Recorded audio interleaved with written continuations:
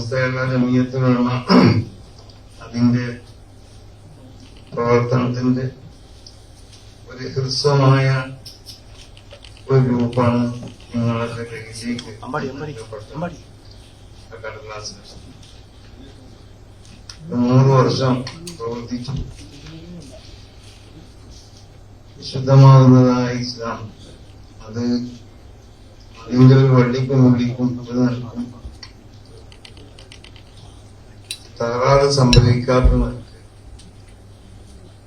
മഹാനായ നബിയുന മുഹമ്മദ് സ്വല്ലല്ലാഹു അലൈഹി വസല്ലം തങ്ങളിലേക്ക് അല്ലാഹു സുബ്ഹാനഹു വ തആല മലക്ക് ജിബ്രീൽ അലൈഹിസ്സലാത്തു വസ്സലാം തങ്ങളെ അവതരിപ്പിക്കപ്പെട്ട ഈ ശരീഅത്തിന്റെ ആശയാദർശം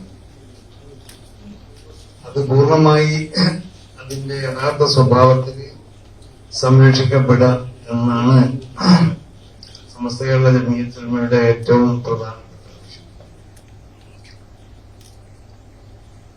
അതുകൊണ്ടാണ് അത് ഇതിന്റെ വിശുദ്ധമായ ഒരു പരമ്പരയിൽ കൂടി ലഭിക്കപ്പെടുകയും വേണം.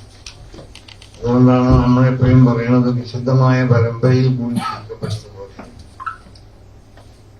എന്ന് പറഞ്ഞാല് ഈ പറയപ്പെടുന്ന ശരീഅത്തിന്റെ ആശയങ്ങൾ ആദർശങ്ങളൊക്കെ ഇന്ന് ജീവിച്ചിരിക്കുന്ന നമ്മളിലേക്ക് വരെ എത്തിയിട്ടുള്ളത് അതിന്റെ മുൻഗാമികളാവുന്ന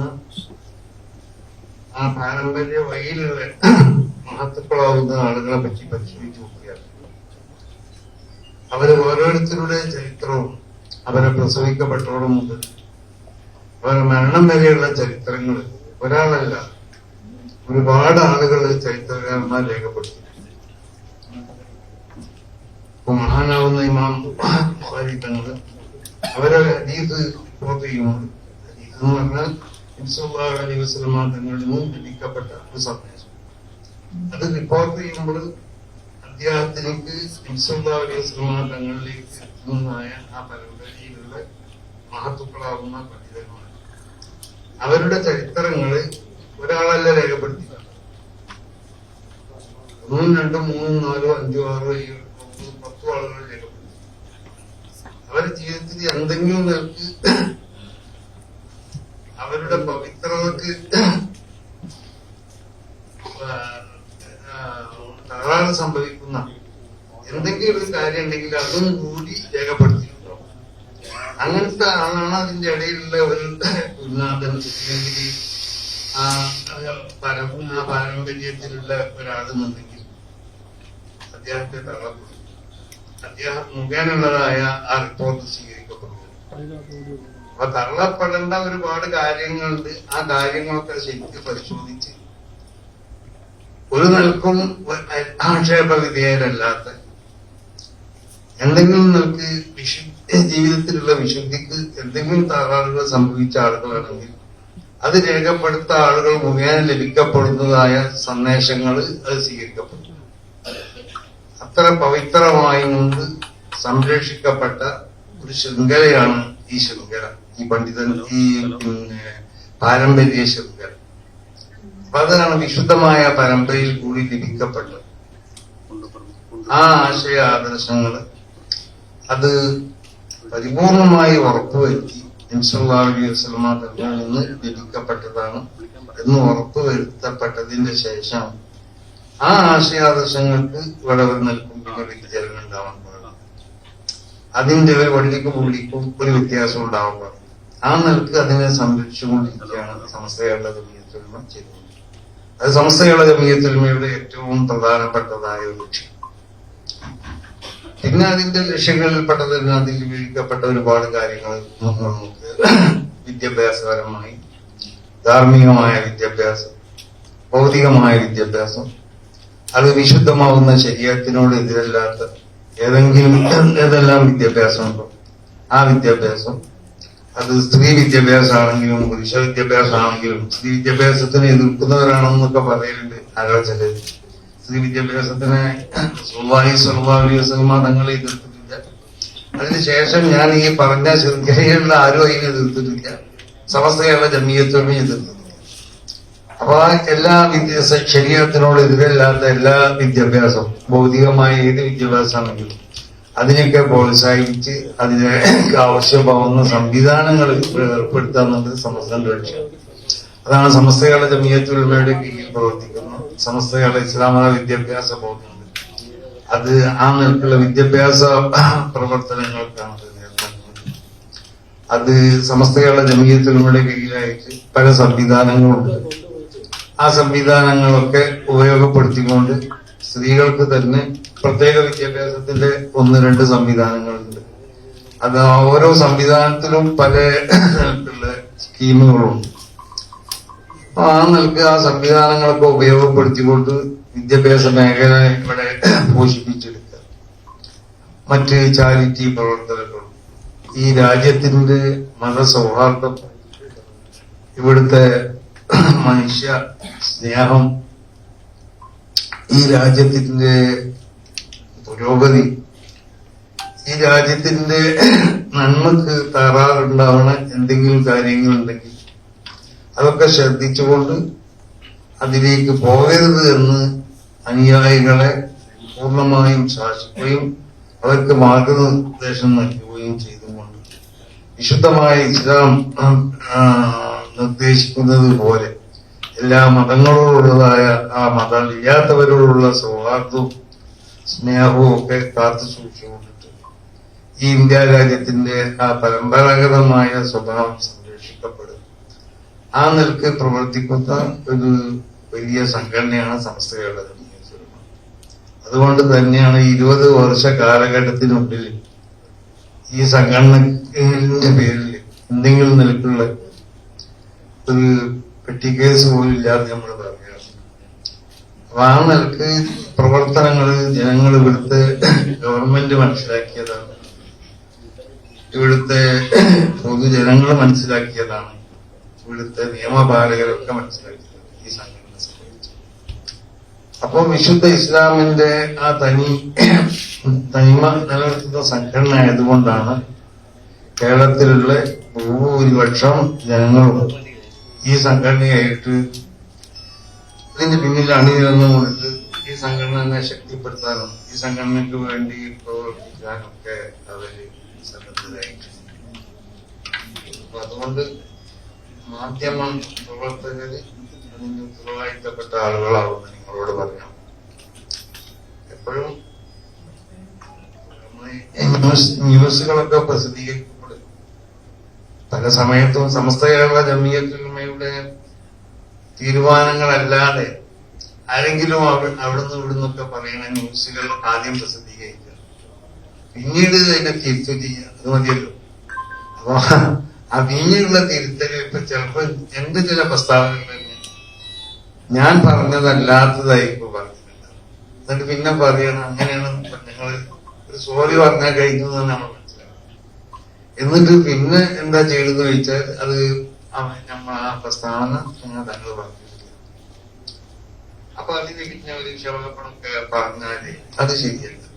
അപ്പൊ ശരിക്കും ഞങ്ങളെ വാർത്തകളൊക്കെ ആ വാർത്തകള് അത് ലഭിക്കപ്പെടേണ്ടതായ അതിൻ്റെതായ മാർഗങ്ങളും അതിന്റെ സ്ഥലങ്ങളും ഒക്കെ ഉണ്ട്. അവിടുത്തെ ഔദ്യോഗികമായുള്ള വാർത്തകളെ നിങ്ങൾ പ്രസിദ്ധീകരിക്കാൻ പാടുള്ളൂ.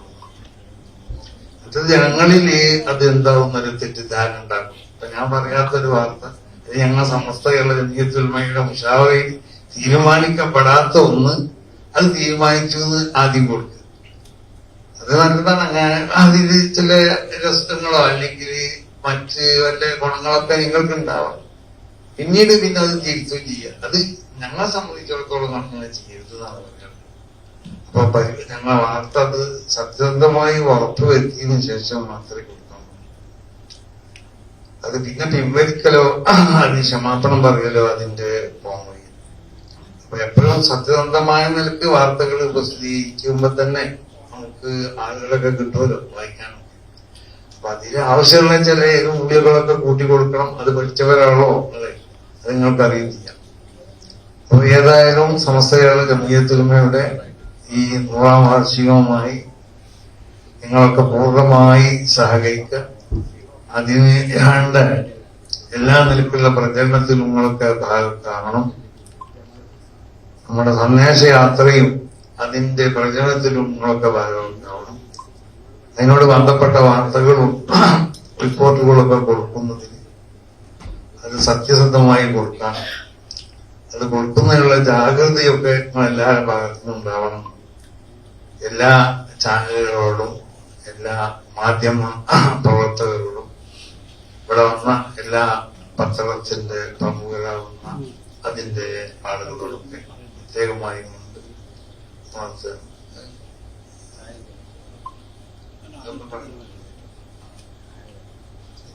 സമസ്തന്റെ ഒരു ഫണ്ട് ശേഖരണം ഉണ്ടായിരുന്നു, തയ്യ എന്ന് പറയും. അത് 2025 സെപ്റ്റംബർ 28 തുടക്കം കുറിച്ചു. അതിന്റെ സമാപനം ഇന്നലെ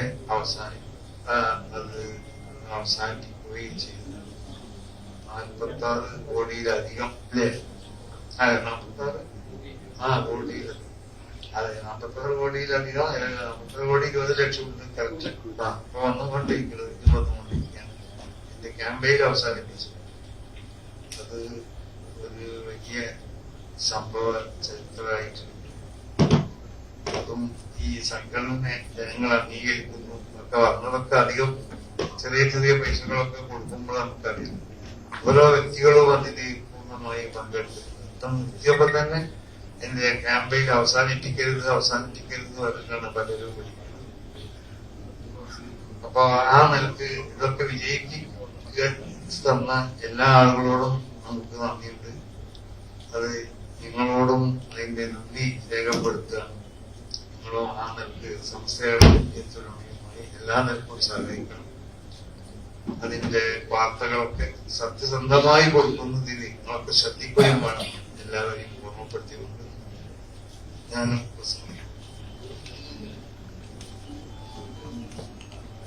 പിന്നെ അതിന്റെ കാര്യങ്ങളൊക്കെ എന്തൊക്കെ ചെയ്യണമെന്നുള്ളത് ഈ ഫണ്ട് ഉപയോഗിക്കേണ്ട 15ഓളം അതിന്റെ പദ്ധതികളുണ്ട്. അതൊക്കെ അതിൽ ചെറിയ നിലയ്ക്ക് സൂചിപ്പിക്കപ്പെട്ടിട്ടുണ്ട്. അതുകൊണ്ട് ഞാനത്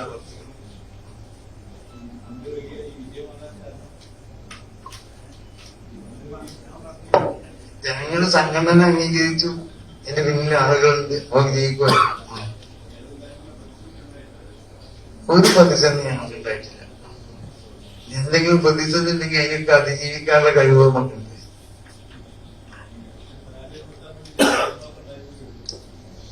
ഞങ്ങളറിയില്ല, ഞങ്ങളൊന്നും ശ്രദ്ധിച്ചിട്ടില്ല. ഞങ്ങളൊരു സ്ട്രൈറ്റിൽ അങ്ങനെയുള്ള ഇപ്പം മുസ്തഖീമായ വഴി കൂടി പോകുന്ന ഖുർആൻ തന്നെ പറയുന്നത്. സ്ട്രൈറ്റ് റൂട്ടിൽ കൂടി പോകാൻ, അങ്ങോട്ട് പോകണ്ട, ഇങ്ങോട്ട് തിരിയാൻ പാടില്ല. ആ റൂട്ടിൽ കൂടി പോകുമ്പോൾ നമ്മൾ പിന്നെ അപ്പുറത്തുള്ള ശബ്ദങ്ങളൊന്നും ശ്രദ്ധിക്കില്ല.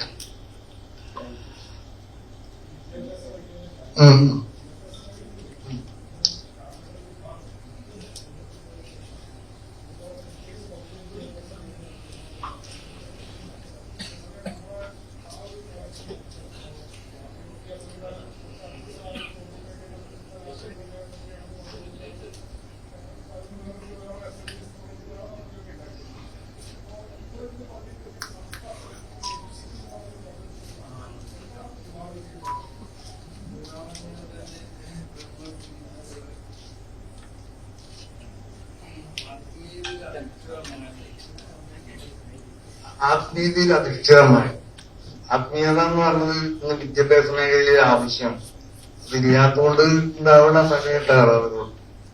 അപ്പൊ ആ നിലക്കുള്ള നിങ്ങൾ സൂചിപ്പിച്ചതുപോലുള്ള എല്ലാ വിദ്യാഭ്യാസ മേഖലയിലും എല്ലാ സംവിധാനങ്ങളും ഉൾക്കൊള്ളുന്ന ഒരു വിദ്യാഭ്യാസം അതുണ്ടാവും. അത് മാറും. അത് ഞങ്ങൾ സ്ഥലം അന്വേഷിച്ചുകൊണ്ടിരിക്കണം. കുറെ സ്ഥലങ്ങൾ നോക്കിയിട്ടുണ്ട്. എവിടെയെന്ന് പറയണ്ട. ഇപ്പൊ മലപ്പുറം ജില്ലയിൽ പല സ്ഥലങ്ങൾ നോക്കിയിട്ടുണ്ട്. പല സ്ഥലങ്ങളും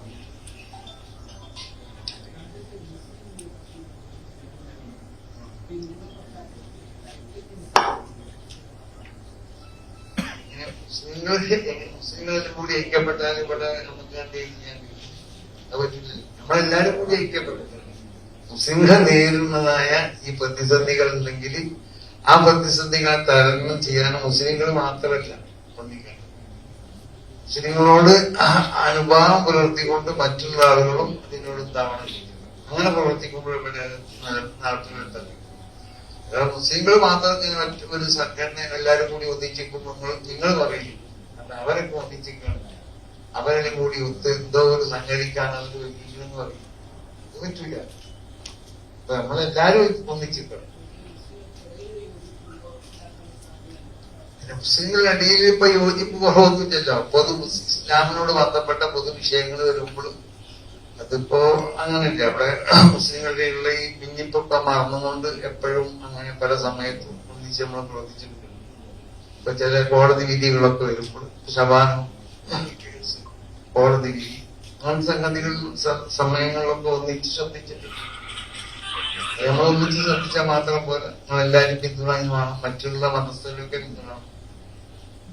അവിടെ ഏത് മതസ്ഥർക്കും അങ്ങനെ തന്നെയല്ലേ. അവർ സ്വന്തമായിട്ട് ഒരു വിഷയത്തിൽ അവരങ്ങനെ ഇറങ്ങുമ്പോഴും മറ്റു ഇന്ത്യ പോലത്തെ രാജ്യമാകുമ്പോ മറ്റുള്ളവരോട് പിന്തുണ നമുക്കുണ്ടാവും.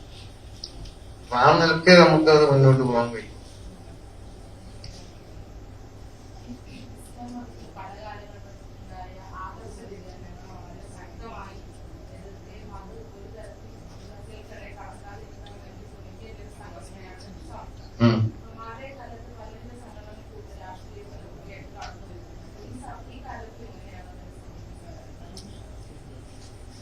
അതായത് ഇസ്ലാമത്തിലുള്ള വ്യതിയാനങ്ങളല്ലേ, ആ വ്യതിയാനങ്ങളെ നമ്മൾ എപ്പോഴും എതിർപ്പല്ലോ. ഇന്നും എതിർക്കുന്നുണ്ട്, ഇന്നും എതിർക്കുന്നുണ്ട്.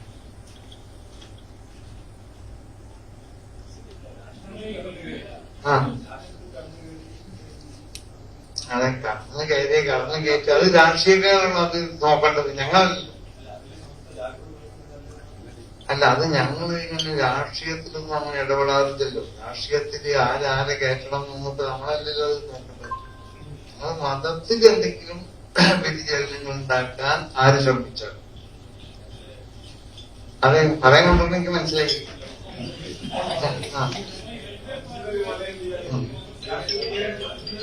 ഞാനത് മുമ്പ് അതിന്റെ മറുപടി പറഞ്ഞു.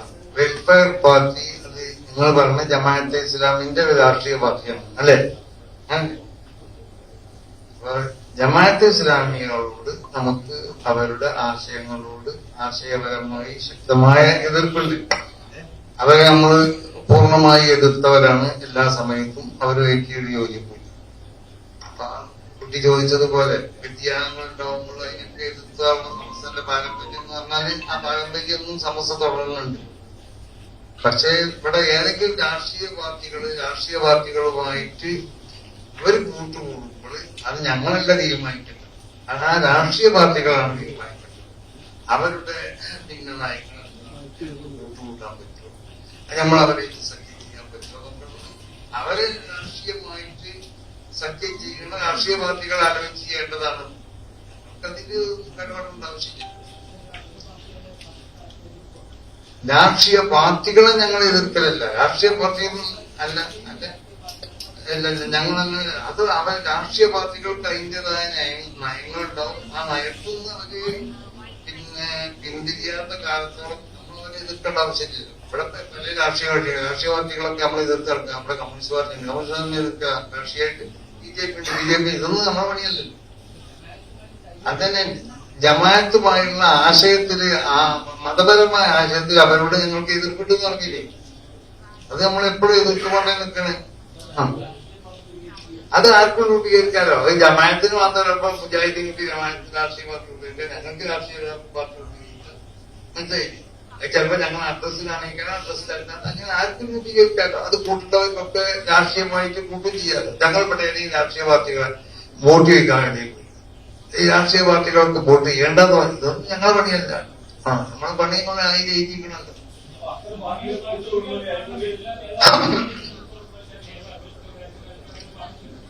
അതെ, മുമ്പ് ജമാഅത്തെ ഇസ്ലാമിനെ എതിർത്തിട്ടാവും, എതിർക്കേണ്ടതാണല്ലോ. അത് മുപ്പം നിർവഹിച്ചല്ല, ആര് പറഞ്ഞാലും അത് എതിർക്കേണ്ടത് തന്നെയാണ്. സഖ്യത്തെ കുറിച്ച് വെൽഫെയർമാർ സഖ്യത്തെ കുറിച്ച് ഉമർ ഫൈസി പറഞ്ഞതായിട്ട് എനിക്കറിയില്ല. അങ്ങനെ പറഞ്ഞു ഇതൊന്നും പറഞ്ഞിട്ടുണ്ടാവും. ഞങ്ങൾ പറഞ്ഞിട്ടുണ്ടെങ്കിൽ അത് അയാളോട് മാറ്റി.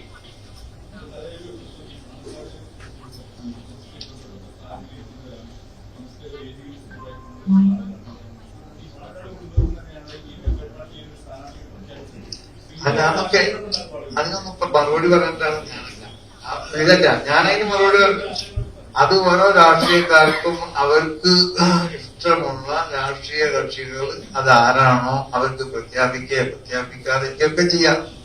ഇതൊന്നും ഞങ്ങൾ നോക്കേണ്ട കാര്യമില്ലല്ലോ.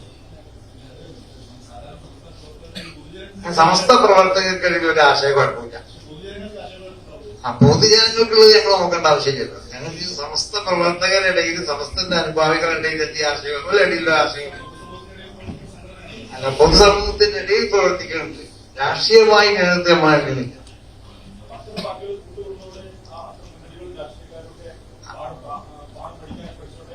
അല്ല, അതല്ല, അത് ഞങ്ങൾ മേഖലയിലത് പാഠം പഠിച്ചോട്ടെ എന്നല്ല, അങ്ങനെ ചെയ്യുന്നുണ്ട്. അതാണ് MI 8 എന്ന് പറഞ്ഞത്. ഞങ്ങൾ പാഠം പഠിച്ചോട്ടെ അത് പറഞ്ഞാൽ അത് ഞങ്ങളെ മേഖലയല്ല, അതിലേക്ക് ഞങ്ങൾ ശ്രദ്ധിക്കണില്ല. ശ്രദ്ധിക്കേണ്ടി വന്നാൽ ശ്രദ്ധിക്കും, അത് ഇപ്പോഴും ശ്രദ്ധിക്കുന്നില്ല. അപ്പൊ എങ്ങനെയെങ്കിലും ഞാനത് വലിയ സത്യം പാടില്ല എന്നുള്ളത് പറയണം എന്നാണ് നിങ്ങൾ പറയുന്നത്. അങ്ങനെ ഒരു വിവാദത്തിനൊന്നും ഇപ്പൊ നമ്മൾ ഉദ്ദേശിക്കുന്നില്ല. നമുക്ക് പിന്നെ അങ്ങനെ വരുമ്പോ പറയാം. രാജ്യത്തിന്റെ നന്മക്കോ അല്ലെങ്കിൽ രാജ്യത്തിന്റെ ഈ പൊതു സ്വഭാവത്തിനെതിരായി അല്ലെങ്കിൽ രാഷ്ട്രീയ കക്ഷികൾ പ്രവർത്തിക്കുകയാണെങ്കിൽ നമ്മളതിനെ എതിർക്കൂലേ? തീർച്ചയായിട്ടും അത് ഞങ്ങള് ഭരണഘടനയിൽപ്പെട്ടതാണ്. ഈ രാജ്യത്തിന്റെ നന്മക്ക് വേണ്ടി പ്രവർത്തിക്കാതെ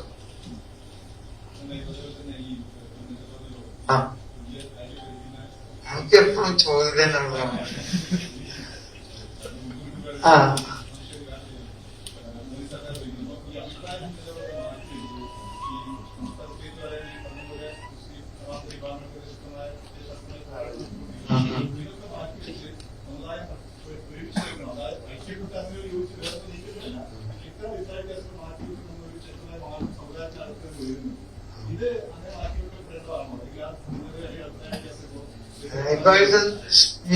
വ്യത്യാസം മാറ്റിവെച്ചതല്ല.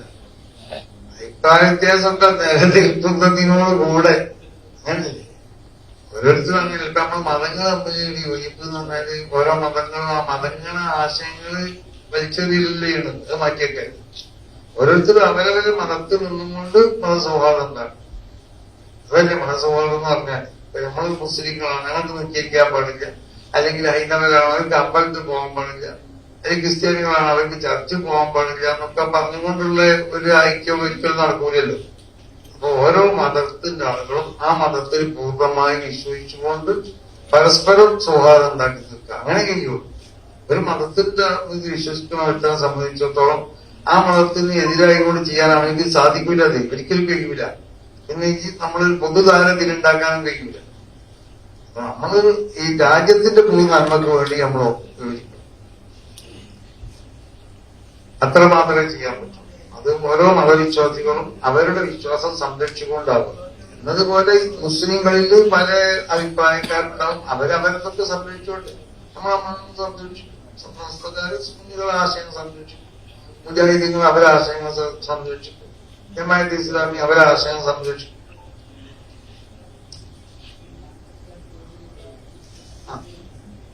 അതൊക്കെ ഞാൻ ഒരു വട്ടം ആദ്യം പറഞ്ഞല്ലോ. 15 പദ്ധതികൾ പറഞ്ഞു, അതിൽ രേഖപ്പെടുത്തിയിട്ടുണ്ട്. ആ 15 പദ്ധതികൾക്ക് വേണ്ടിയാണ്. ഇതിന് തികയോന്നുള്ളതാണ് ഇപ്പൊ സംശയം.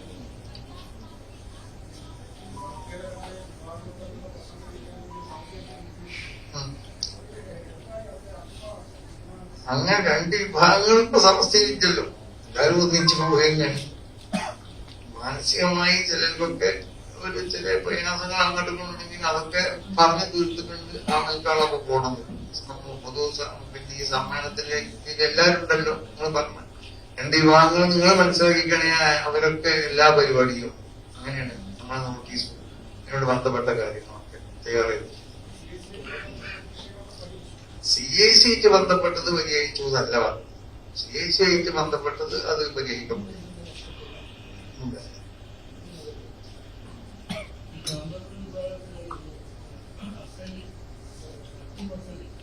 വ്യക്തിപരമായി ചോദിക്കണ്ട. വളരെ നല്ലതാണ്. നമ്മൾ നന്ദി രേഖപ്പെടുത്തിട്ടുണ്ട്, നന്ദി അറിയിക്കുന്നുണ്ട്. അത് എന്താന്ന് പറഞ്ഞാൽ ഈ പ്രസ്ഥാനത്തിനോട് രാഷ്ട്രീയത്തിനോടൊക്കെ ഉള്ള മുമ്പേ അമിതമായ ആ സ്നേഹവും ആദരവിലൊക്കെ ഒരു പ്രകടനം.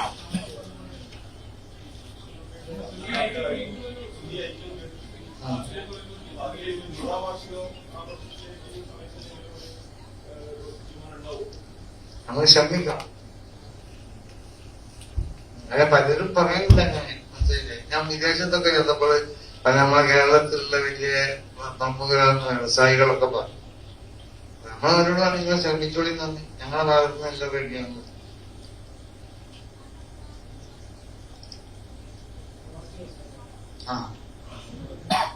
ഏത് പറയും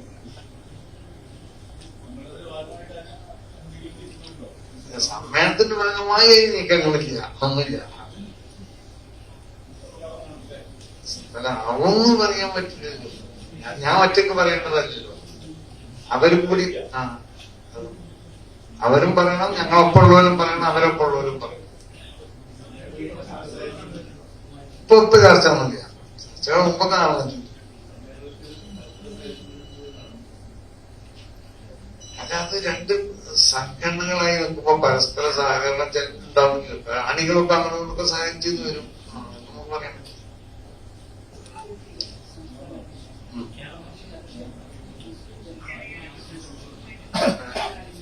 അല്ല, അത് എന്നോട് സംസാരിച്ച് പരിഹരിക്കുന്നതല്ല, എന്നോട് നമ്മൾ കാണണം എന്ന് പറഞ്ഞിട്ടുണ്ടെങ്കിൽ ഞാൻ ഈ തിരക്കിലാണ്, ഒരു ഒഴിവുള്ള സമയം അറിയിക്കാന്ന് പറഞ്ഞിട്ടുണ്ട്. അയാളല്ല പറഞ്ഞത്, അയാളെ ഒരു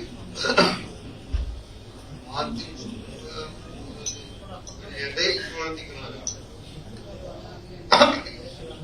അയാളോടല്ല, എങ്ങളോടൊക്കെ പറയാൻ പറ്റില്ലല്ലോ. അത് നിങ്ങൾ വരണം കൂടെ. അപ്പൊ നമ്മള് പറഞ്ഞത് ഇല്ലെങ്കിൽ ഇപ്പൊ അയാൾ വരേണ്ട അർത്ഥം ഉണ്ടാവും. അവരും ആവാം.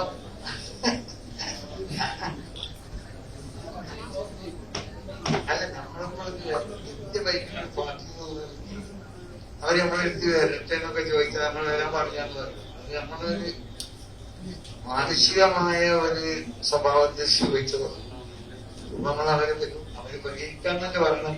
ഇത് സന്തോഷമല്ലേ ഉള്ളത്. പക്ഷേ